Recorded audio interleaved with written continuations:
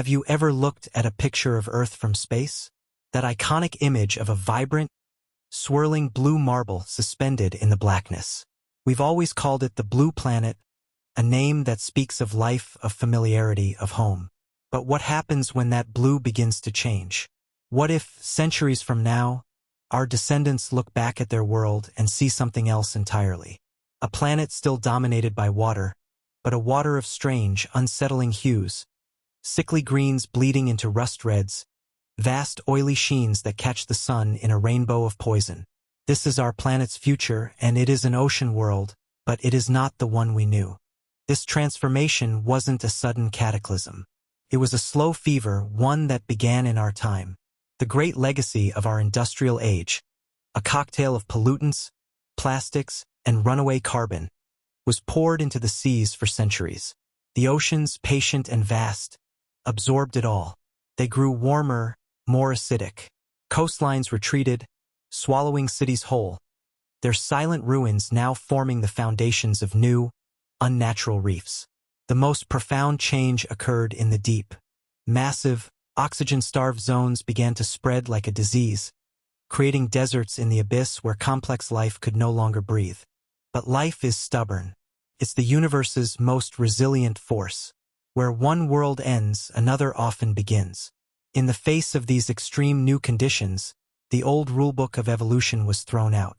Imagine a new primordial soup, but instead of simple organic molecules, the ingredients are our legacy. Microplastics, heavy metals, agricultural runoff, and chemical compounds our own industries barely understood. What kind of life could possibly claw its way into existence from such a toxic brew? What strange new genesis was taking place in the crushing dark, far beyond our sight? That question was no longer hypothetical.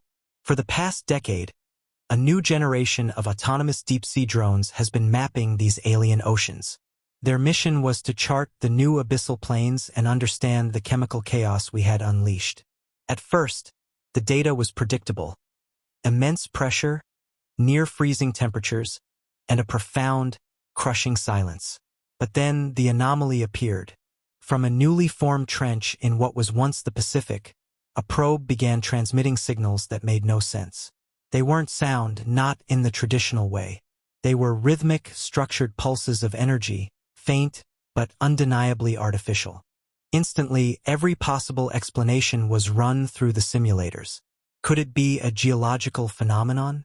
No, the patterns were too complex, too repetitive, like a coded message spoken in a language of thermodynamics. Was it a drone malfunction? That theory died when 3 other probes, operating hundreds of miles apart, began picking up the exact same signature, their readings fluctuating in perfect, eerie synchrony. We scoured our databases for a biological match. Nothing. No known life form, not the deepest vent-dwelling bacteria or the largest whale, could produce energy signatures on this scale or with this complexity. Then came the sonar readings. Alongside the energy pulses, the drones detected movement. But it wasn't the fleeting dart of a fish or the slow crawl of a bottom dweller. The readings were vast, diffuse, as if the landscape itself was stirring. Imagine the seafloor, a place you think of as solid and eternal, rearranging itself in the dark. The mapping data showed topographic features, ridges and valleys hundreds of meters long, that had not been there hours before. Something colossal was down there, moving with a chilling, deliberate slowness just beyond the effective range of the drone's lights. A mission was approved to get closer. One probe, Nereus 7, descended toward the source, its high-powered lamps cutting a fragile cone of light into the absolute black. As it neared the coordinates, its external cameras were suddenly obscured by a strange, gelatinous film that appeared from nowhere. Its manipulator arm, extended to take a sample, registered a solid impact with an object that sonar insisted wasn't there. Then, just as the energy readings peaked, Nereus 7's power system failed catastrophically. It wasn't a violent attack, but it felt intentional. It felt like a curtain being drawn, a door being quietly but firmly shut. We were left with a ghost story backed by data. In the deepest, darkest corners of our own world, something has awakened. It is vast, it is powerful, and it operates by rules of biology and physics we are yet to imagine. What is it that's hiding in the dark of our future oceans? Is it a single entity? A colony? And the most unsettling question of all, is it avoiding us? Or is it patiently studying us? To find those answers, we have to go there ourselves. Our first destination is a place scientists have nicknamed the Crystal Labyrinths, a supertoxic abyssal basin where something is pulsing with a life that should not exist. The descent begins now. Our journey continues, leaving behind the open, ghostly plains. We are descending into a place that shouldn't exist, a basin on the seafloor where the ocean's chemistry has gone completely haywire. Imagine a sealed-off valley, miles deep, where the water is thick with dissolved methane and hydrogen sulfide. The rotten egg smell of primordial earth, concentrated into a poison bath. There is no oxygen here, not a single molecule. By all the laws of life that we know, this place should be utterly and completely dead. A sterile, chemical wasteland at the bottom of the world. Our submersible, the Deadless, feels like a fragile bubble of life as it sinks through the toxic gloom. The external sensors scream warnings, the chemical analyzers running at their limits. Outside, the pressure is 1,000 times greater than at the surface, enough to turn steel to dust. For the first hour of the descent, there is nothing. Just a suffocating darkness and the hum of our life support. But then, the forward sonar begins to paint a picture that makes the mission controllers fall silent. It's a landscape of impossible geometry. These aren't the soft, eroded shapes of a natural seafloor. These are sharp, crystalline structures rising like skyscrapers from the muck. Immense, angular pillars that soar for hundreds of feet, intersecting at perfect right angles. It looks like a submerged city, a metropolis designed by a mathematician. As the Deadless's lights finally slice through the darkness, they reveal a breathtaking, terrifying sight. The structures are made of a translucent, glass-like material, catching and refracting our beams into a million shards of light. It's a cathedral of crystal, silent and majestic in the crushing abyss. Geology cannot explain this. These formations defy any known mineral growth process. We move the Deadless closer, its manipulator arm extending a microscopic imager toward one of the colossal walls. And that's when we see it. The surface isn't smooth. It's an infinitely complex latticework, a filigree of woven crystal threads. It's structured, it's organized, it's biological. These aren't crystals. They are skeletons. We have discovered the builders, the architects of the abyss. We call them lithoweavers. These are not animals as we understand them. They are vast, colonial organisms, perhaps something between a fungus and a coral, that have achieved the impossible. They thrive in this poison. They breathe the hydrogen sulfide and metabolize the methane, performing a kind of dark chemosynthesis on a scale we never imagined. And their waste product? The very structures they live in. They excrete pure, structured silicate glass. Over thousands of years, trillions of these microscopic organisms have collectively built this impossible city, filtering the poison from their world and encasing themselves in crystal palaces. But the mystery only deepens. As we navigate the Deadless through the canyons of this silent city, we notice a new phenomenon. A faint, rhythmic pulse of light is flowing through the crystalline walls. It's a soft, blue-green bioluminescence, traveling in slow, deliberate waves along the architectural veins of the labyrinth. The pulses originate deep within one structure, flow across a connecting archway, and disappear into another. It's not random. The patterns are complex, shifting, almost like a language. Is this a nervous system? A circulatory system for a city-sized superorganism? Are we floating through the arteries, the very neurons of a single colossal intelligence? The horror of this place isn't that of a monster. It's the horror of scale, of comprehension. We are a microbe floating through a living brain the size of a mountain range. The thought is paralyzing. This entire, sprawling labyrinth could be a single, conscious entity, and we are an insignificant intruder in its crystalline thoughts. Suddenly, the path we took to enter this canyon is gone. A new wall of shimmering crystal has grown behind us, sealing us in. The sonar is a chaotic mess of echoes, useless. The litho-weavers have shifted, their growth so slow it was imperceptible until it was too late. We are not being attacked. We are simply being enclosed, lost inside a living, breathing, and perhaps even thinking maze. A beautiful, silent prison built from poison.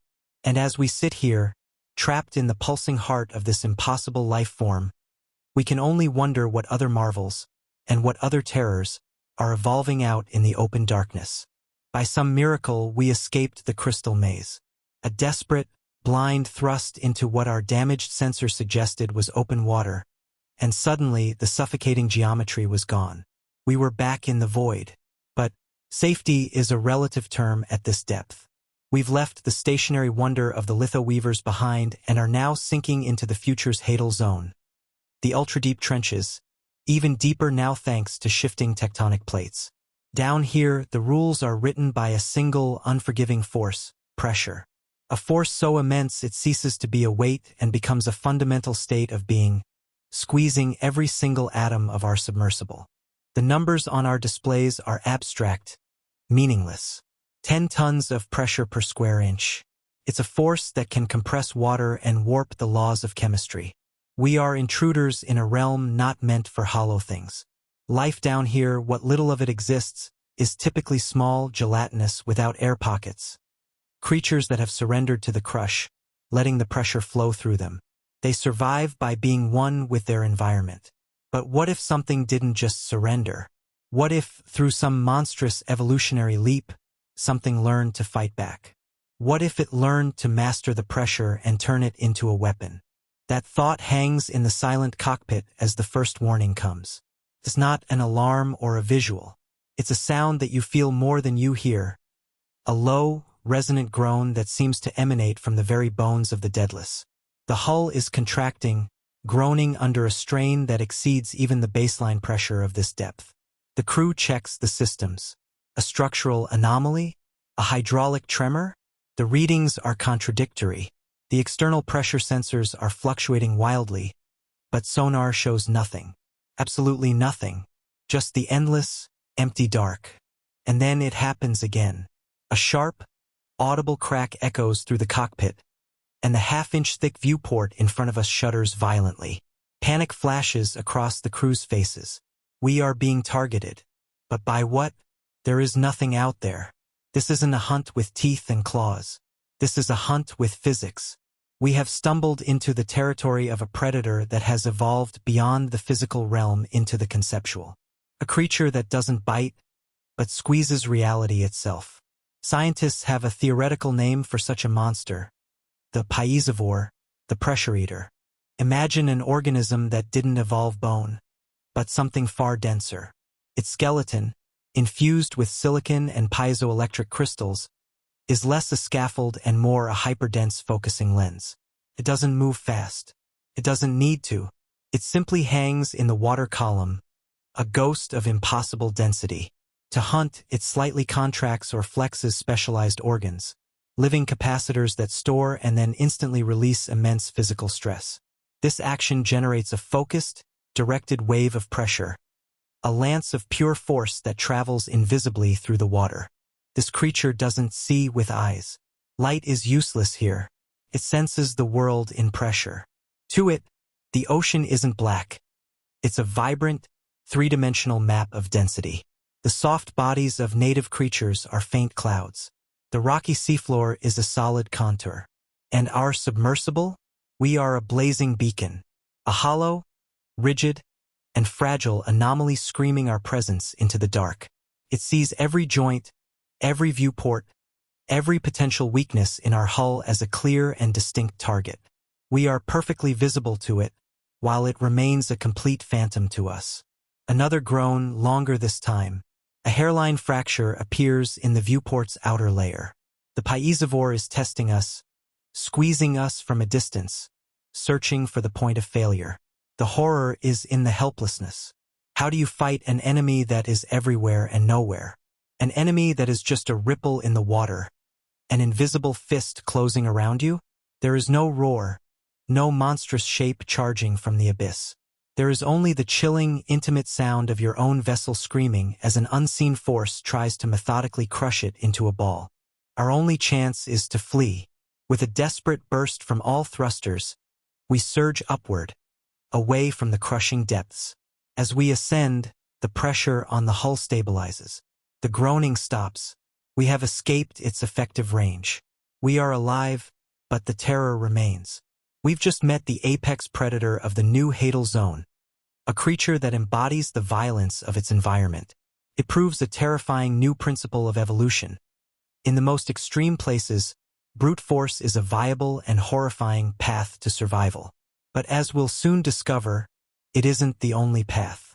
Up in the gloomy twilight zone, something else is hunting, and it relies on a weapon even more insidious than force: deception.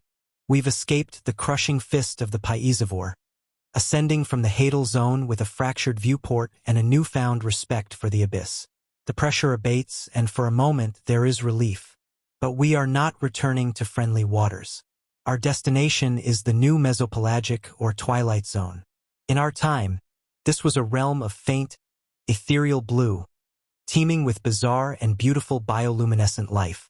Now it's a gloomy, oppressive soup. Centuries of our waste have trickled down from the surface, creating a permanent, thick haze of microplastics and decomposing organic matter known as marine snow. It's like flying through a perpetual, dirty blizzard. The visibility is near zero, forcing us to rely on sonar. It paints a dreary picture of a vast, featureless expanse. But then a contact. It's massive, nearly the size of a blue whale, but it's completely stationary. Drifting. The biological sensors confirm it's organic, but the life signs are confusing. They are faint, diffuse, and spread across the entire length of the object. The crew's consensus is grimly logical. We've found a carcass. A dead leviathan, one of the new giants of this ocean, sinking slowly toward the seafloor. It's a sad, but expected, discovery in this damaged world. We approach with a scientist's curiosity, our external lights cutting through the murky snow. As the shape resolves out of the gloom, a sense of unease settles over the cockpit. The form is familiar, the long, tapered body, the hint of a fluke, the massive skull. But it's all wrong.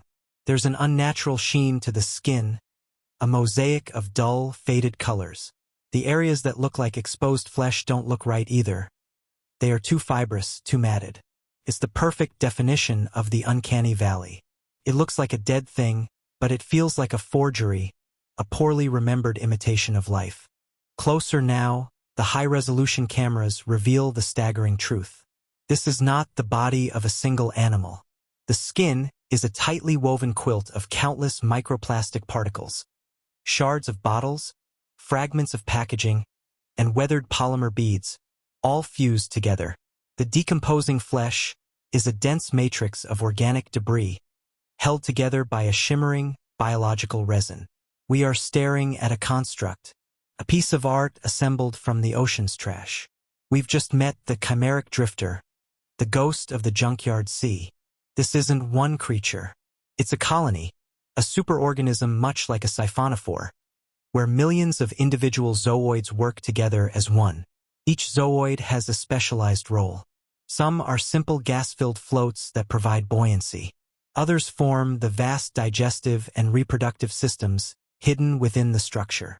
And most remarkably, a specialized class of builder zooids crawl over the surface, harvesting plastic particles and organic detritus from the water. They secrete a powerful bioadhesive, meticulously arranging and cementing the debris to build and maintain their collective body. It's a masterful act of camouflage, but it's more than that. It's a lure. As we watch, mesmerized, a school of small scavenger fish, drawn by the chemical signature of decay exuded by the drifter, cautiously approaches. They see a massive, free meal and move in to nibble at the flesh. In that instant, the trap is sprung. From the seemingly solid body of the drifter, thousands of near-invisible filaments, no thicker than a spider's thread, erupt and ensnare the fish. There's a brief, frantic struggle, but the filaments are incredibly strong and coated in a paralytic neurotoxin. The school is pulled, struggling into openings that appear in the structure, which close just as quickly. We have just witnessed a hunt. The chimeric drifter isn't just a living island of trash. It's a mobile, carnivorous trap. It has weaponized our pollution. It mimics death to create life for itself. There's a chilling, poetic justice to it. We filled the oceans with our immortal garbage, materials that would never truly break down. And in response, life adapted. It took our non-biodegradable legacy and made it part of its own food chain. The drifter is a monument to our own carelessness, a haunting echo of the world we threw away, now repurposed into a patient and deadly predator. A living trap made of our own trash is a chilling thought. This creature represents a complex strategy of deception, a testament to life's cunning ability to survive. But deception is still a tool for the living, for those caught in the endless cycle of hunting and being hunted. In the most isolated, forgotten trenches on the planet, we believe something else has evolved. Something that has moved beyond the simple struggle for survival and has begun to flirt with a concept far more alien: eternity. Our next descent will take us there, to find a mind that has outlived empires. Our journey has taken us through an ocean of nightmares and wonders. We survived a living maze of crystal, we fled a hunter that kills with invisible force, and we witnessed a predator built from our own garbage. We have pushed the boundaries of what we thought life could be. Now, for our final descent, we are targeting the most hostile and isolated place on this future Earth. The Challenger Deep 2, a newly formed Hadal Trench, crushed under 7 miles of water. Down here, life isn't just extreme, it's a statistical improbability. This is a place of finality, the very bottom of the world. The deadless groans under the weight of an entire ocean. The darkness outside is absolute, a pressure-filled void that has not seen sunlight in billions of years. Our destination is a field of hydrothermal vents, those classic oases of the abyss. We expect to find familiar tube worms and ghostly fish. But as our long-range thermal sensors come online, they show us something impossible. The heat signature isn't confined to a few distinct chimneys. The entire floor of the trench, for miles in every direction, is glowing with a network of uniform heat. It's as if the vents aren't just vents. They are nodes in a circuit board that sprawls across the abyss. As our lights finally pierce the gloom, the truth is revealed, and it is far more profound than we ever imagined. The seafloor is covered in a sprawling, root-like network. Thick, dark filaments, some as wide as ancient trees, spread out from the hydrothermal vents, branching into a complex web that covers everything. This is not geology. This is a single, continuous biological entity. It has fused itself directly to the planet's geothermal heart, drawing energy not from the sun, not from prey, but from the raw heat and chemical energy of the Earth itself. We have found the Hadal root. This organism has solved the ultimate biological problem: mortality. It isn't immortal in the sense that its individual cells never die. It's functionally immortal. The Hadal root is in a constant state of regeneration and information transfer. Older sections, far from the vents, may decay and die, but before they do, they pass their stored biochemical information to newer, growing sections. The network is constantly rebuilding itself, shifting, and growing. It's the ship of Theseus enacted on a planetary scale. The organism as a whole has no defined lifespan. It has existed for as long as these vents have been active, perhaps for hundreds of thousands or even millions of years. And if it has lived that long, we must ask the most terrifying question of all. Is it conscious? Through its vast, interconnected network, information flows. Pulses of chemical and electrical energy travel from one node to another. Is this just autonomic function, or is it thought? What does a being that experiences time on a geological scale even think about? To it, a human lifetime would be less than a heartbeat. The entirety of our species' history, our art, our wars, our empires, would be a brief, insignificant flicker. It might perceive the slow drift of continents as we perceive the changing of seasons. This is the ultimate existential horror. Not a monster that wants to eat you, but a god that doesn't even notice you exist. Our presence here is so fleeting, so utterly beneath its temporal resolution, that we might not even register. The terror comes from the sudden, gut-wrenching realization of our own cosmic insignificance. We pride ourselves on being the planet's dominant intelligence, but we are a fleeting spark in the face of a slow, eternal geological mind. It is not hostile. It is not friendly. It simply is in a way that we can barely comprehend. Then something happens. The water temperature around our submersible rises by a precise 0.1 degrees. The chemical sensors detect a complex plume of engineered molecules being released from a nearby filament. The electromagnetic field shifts in a rhythmic, non-random pattern. It is not an attack. It's a response. The Hadal root has noticed us. It is probing our tiny vessel, attempting to communicate or perhaps just to taste us, using a language of pure physics and chemistry. The patterns are impossibly complex, a message we could spend 1,000 years trying to decode. We are being acknowledged by a timeless intelligence, and we are utterly incapable of understanding. We have reached the endgame of evolution in the deep, an immortal mind born of pressure and poison. It is a discovery that will change humanity's understanding of life forever. But as we sit here, humbled in the presence of this abyssal God, we realize the story isn't over. The greatest mystery, the biggest surprise, isn't waiting for us in the crushing dark of the trench. It's waiting for us back at the surface, where our journey began, born from the very catastrophe we created. It's time to go home. The journey back is a silent one. After witnessing an immortal intelligence at the bottom of the world, what is there to say? We ascend through the layers of the ocean we have just explored, past the junkyard ghosts and the invisible hunters, leaving the deep and its profound horrors behind. As the deadlist breaks the surface, we brace ourselves for the familiar, depressing sight of the future's ocean. A gray, plastic-choked sea under a hazy sky. But that's not what greets us. The view through the forward port is blinding. The water isn't gray. It's a brilliant, impossible turquoise, shimmering with an iridescent sheen that catches the sunlight like a million scattered jewels. The initial confusion gives way to stunned disbelief, and then to a wave of overwhelming hope. We scramble to launch sensor drones to analyze the water. The reports that come back are miraculous. The great garbage patches, those continent-sized monuments to our wastefulness, are gone. Vanished. The water is cleaner than it has been in centuries. The reason? A microbe, a newly discovered, or perhaps newly evolved, species of bacteria and archaea working in symbiosis, which scientists christen plastocyte. It's doing the impossible. It's eating plastic. Its unique enzymes are systematically breaking down the most complex and stubborn polymers into simple, harmless organic compounds. For a month, the world celebrates. We have been saved. Not by our own ingenuity, but by the planet itself. Life found a way, healing the wound we had inflicted upon it. It is the greatest scientific discovery in human history. The plastocyte is hailed as a miracle. But in science, miracles often have footnotes, and the footnotes for this one are terrifying. The first unsettling report comes from the global satellite network. The blooms aren't just in the old garbage patches. They are everywhere, spreading with exponential speed. These beautiful, iridescent slicks are blooming across entire oceans, far larger and faster than any algal bloom ever recorded. Then comes the second report, the one that silences the celebrations.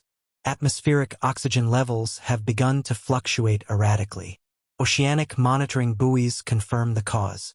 The plastocyte is a ruthless competitor. It is so hyper-efficient at consuming its food source, the plastic pollution we so conveniently spread across the globe, that it is outcompeting everything else. Native phytoplankton, the microscopic forests of the sea that form the base of the entire marine food web and produce half the planet's oxygen, are dying off on a catastrophic scale. The plastocyte is starving them out of existence.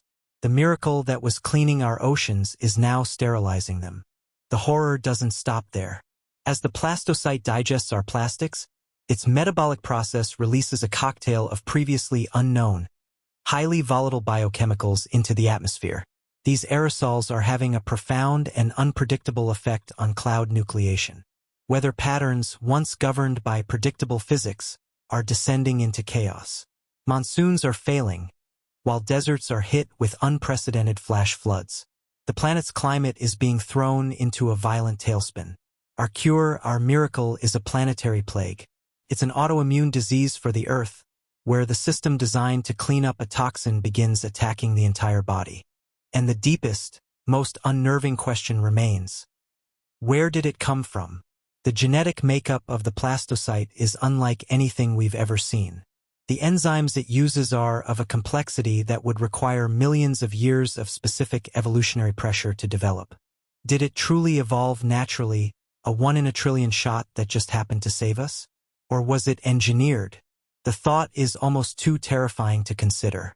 Could the hadal root, that ancient intelligence in the abyss, have decided our pollution was a threat to its timeless existence? Did it design and release the plastocyte as a solution, with the same cold geological indifference to surface life that we might show to ants on a log we toss into a fire? We are no longer witnessing a cleanup. We are witnessing a terraforming event. From orbit, the change is breathtaking and horrifying.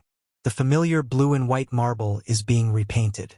The swirling, iridescent blooms are the brushstrokes of a new artist, creating a world that is optimal not for us, but for itself. The very air we breathe, the weather that sustains our crops, the oceans that regulate our planet, all are being systematically rewritten. We thought we were the masters of this world, but we were just a temporary phase. Now, a new protagonist has taken the stage. So we are left with the ultimate tragic irony. We poisoned our world with plastic, creating new monsters in the deep. And in our desperation, we were granted a solution that may be the final monster. It is a life form born of our own waste, a beautiful, shimmering apocalypse that is inheriting the Earth. We have solved one extinction-level event, but in doing so, have we simply guaranteed our own place as the first casualties of the next one? The blue planet is dead. Long live the iridescent planet.